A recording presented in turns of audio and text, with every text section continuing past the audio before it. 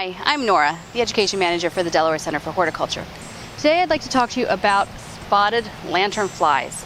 If you've been listening to any news lately, you know that spotted lanternflies are a big deal and they are really hazardous to the health of our trees.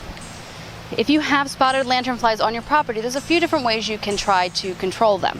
One is through catching them. A simple bottle is a great tool to have to do this. And all you do is put it over the lanternfly from the front and they will hop right in. When you try to trap these, you want to go from the front of the insect. They'll hop straight into the bottle. And when you have a full bottle, you can drop this straight into the trash, empty them into a bucket of soapy water or something like that to kill them. They are really, really hazardous to our environment and our ecosystem and local agriculture. So even though it might make you a little squeamish, it is important to do.